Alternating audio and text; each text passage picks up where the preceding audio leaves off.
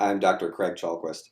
This is the second of a growing series of videos on terrapsychological inquiry, which is an approach to research on how intimately the things of the world are a part of us. And that means not only the natural world, so the elements, rivers, streams, forests, the atmosphere, the soil, the plants and animals, but also the buildings, the cars, things that you own, things that own you, all of it. We look at how intimately, how deeply involved we are with all that. And then the reverse also, how some of what we think of as internal, psychological, personal, is actually an accurate reflection of what's going on in the world. So in this video, I want to talk a little bit about situating terrapsychological inquiry both in the traditions of qualitative research and in the traditions of humanities research. So first of all, about research. Research is more than science and laboratories. That's the public image that in particular the hard sciences have tried to cultivate.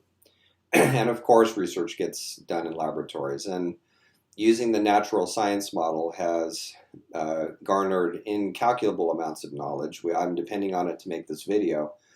It tells us things like since the 1950s and 60s we've had excellent evidence for climate change, and now it's not even a theory anymore, it's a fact. You can verify it for yourself by going outside at the same time every year and using your own senses to see the differences.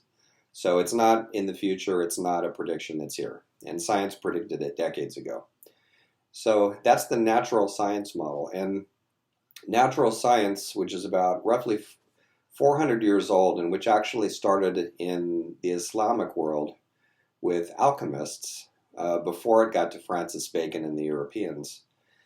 The natural science model looks at measurement, pinpoint accuracy, how does this affect that, so variables and their impact on each other.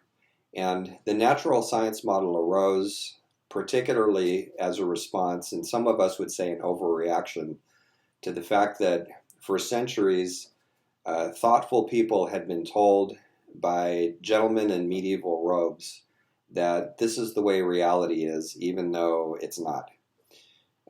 In terms of how the planets circle and the Earth being the center of the universe and all that.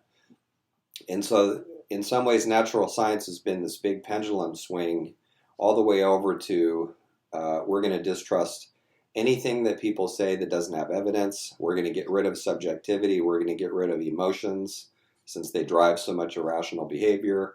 And we're going to sanitize the entire operation and get down to isolating facts in laboratories and elsewhere. So the shadow of this, the blind spot of this, one of them, is that there's these whole huge areas of human life that are excluded from inquiry. So the natural science model is really good at studying the surface of things, and by that I mean what can be measured.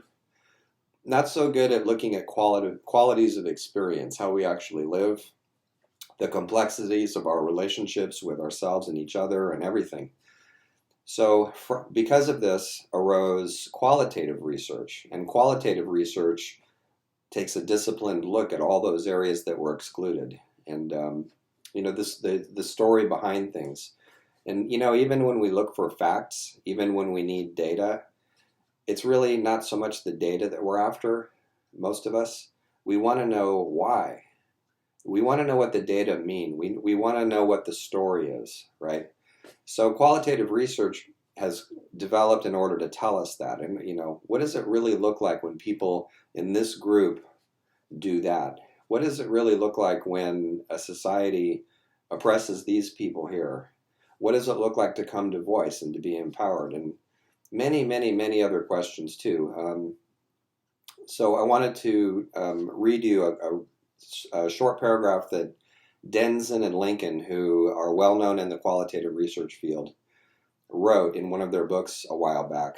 They said qualitative research excuse me, is multi-method in focus, involving an interpretive, naturalistic approach to its subject matter. This means that qualitative researchers study things in their natural settings,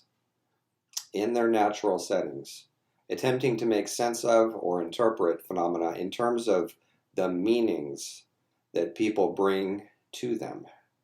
So it's not just about facts and surfaces and data. It's about, what does this mean to me, right? What does this mean to us? So bringing back the whole richness of subjective experience in individuals and in groups. And terrapsychological inquiry extends this to how are we reacting to the things of the world, and how's the world reacting to us. So qualitative research, instead of using the methods of natural science, although they can work together, it's possible to do studies, and many have been done that are mixed methods, where we use both lenses.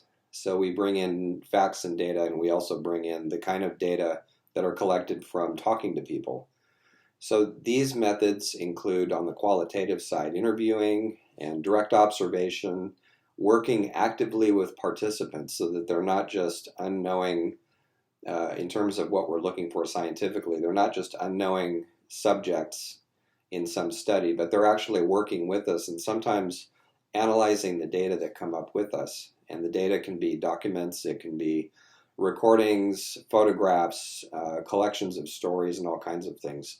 So qualitative research keeps the systematic, disciplined look at things.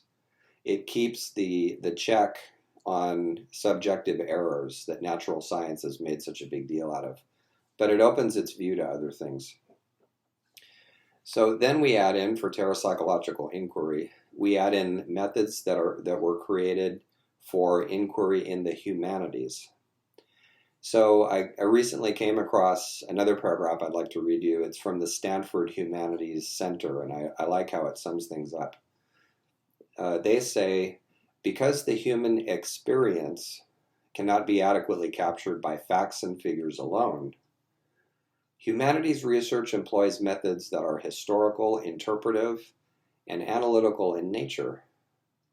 Professors who engage in humanities research, and for terrapsychological inquiry, students, co-participants, lots of other people, members of a community, who engage in humanities research, are often posing questions about common assumptions, uncovering new meanings in artistic works, or finding new ways to understand cultural interactions. This type of inquiry can produce clearer pictures of the past, uncover the many insights that we can draw from our forebears, and in turn help us better prepare for the future.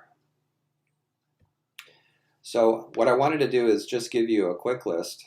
I'm going to make this a shorter video than the first one, which was pretty long, of areas in which we borrow methods of inquiry from the humanities. So one area that we have in common that we borrow is passionate engagement with the topic. I'm always telling my students, don't pick the topic that you think you should study because somebody suggests it to you, or you're used to schools where the only way you get in is by backing up a certain professor's research, whether or not you like it.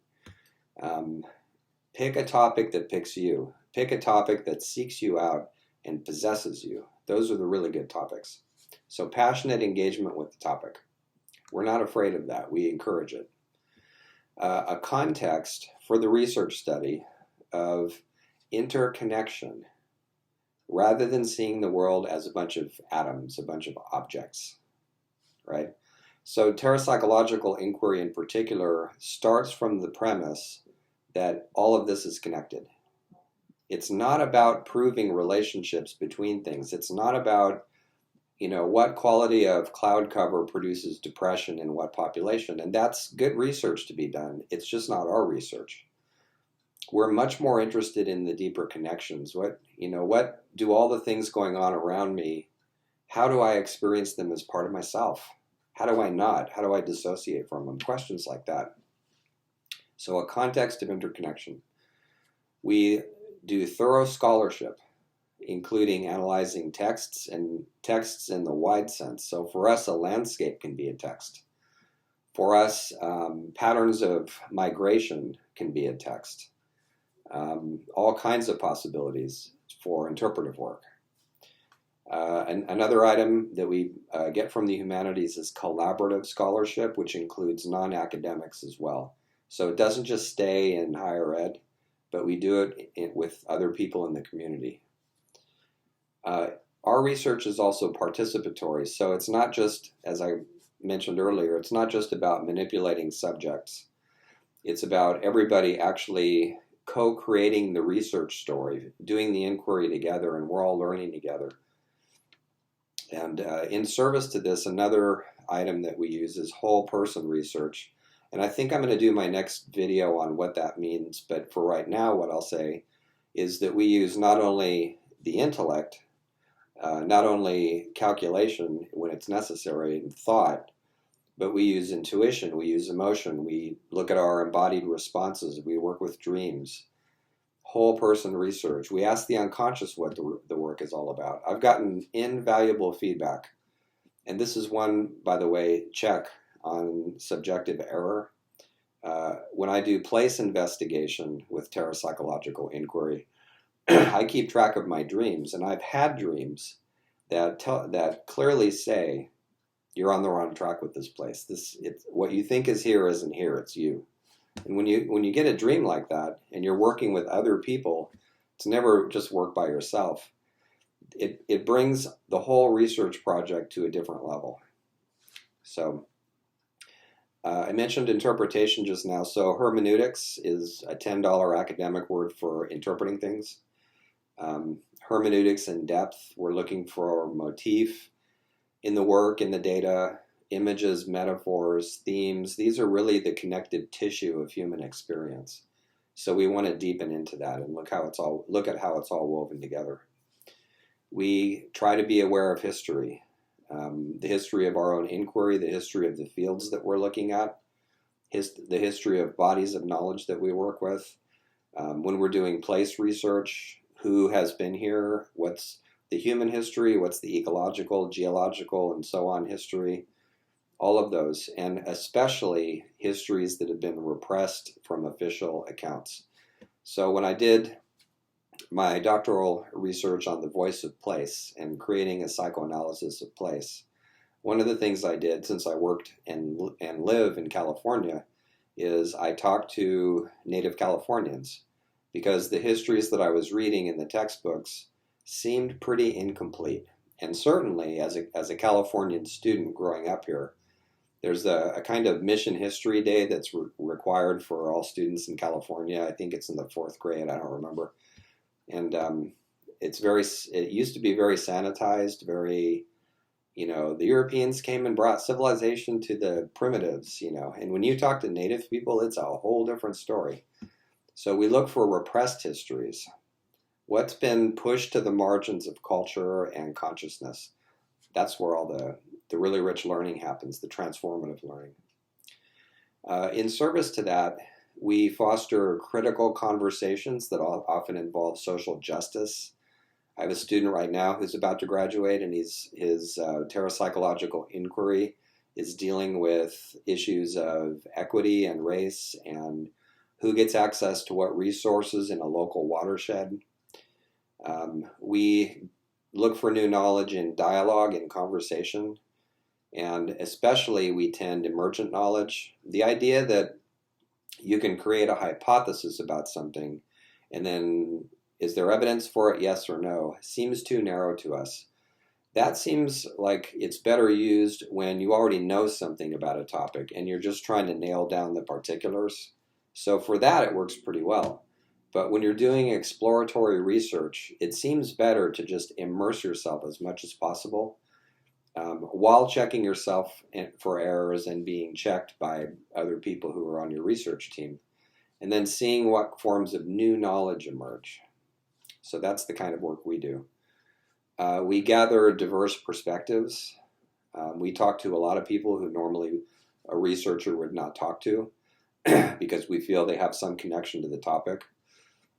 I can't tell you how many times when I've been out looking at cities and neighborhoods and so on, people see what I'm doing and then they just walk up and they just happen to be the oldest person on the block or the guy who runs the local historical society or the woman who's been living here all her life and is a fourth or fifth generation person, and she has all the knowledge about everything that's ever happened in that neighborhood. And they just pop up out of the sidewalk, it seems like, and say, "Oh, you're interested in that building. Let me tell you the story." And then I start taking notes. So that's really rich. Our tending of perspectives is also transdisciplinary. So it's driven by the passionate topic that we have rather than simply by the disciplines themselves. We consult whatever disciplines are necessary to do the research. So humanities-based research also in the sense of reflecting on values. What values do we bring as researchers? What values are circulating in the communities that we work with? And again, justice comes into this. You know, who has the power to come to voice? Who has the power to publish the research? Who does it serve? Those kinds of questions, which by and large are ignored by mainstream science, which seems to be very focused on, does this cause that? For us, it's a much wider conversation. And then, you know, no humanities-based inquiry would be complete without mentioning welcoming in the arts. So that means any kind of art, you know, photography and collage and painting and sketching and graphic art and storytelling and writing and poetry. All of our terrapsychological inquirers have done all of those and more, dance and movement, for instance. And I was gratified to see that this is actually starting to work its way. It's called arts-based research in the humanities. It's starting to work its way even into natural science paradigms. So I don't remember which university this was, but some years back I was kind of flipping around YouTube looking at research videos, and there was a graduate student who was defending her PhD in biochemistry, I think it was. And it had to do with the molecular structure of some milk that goats give. So in order to give the audience at her dissertation defense a sense of the shape of this molecule, she and a group of other students went out in a field with goats and did this big molecule dance. It was great. So we're starting to wake up to the fact that we're beings that are much more enfleshed and vital and creative and emotional than just our rigidly analytic studies have tended to demonstrate. So that's what I have for this video. And what I want to do in the next one is show you a little bit of how we look for these really deep connections I've been talking about between what we experience as internal and everything that's on the outside. So more to come on that. Thanks.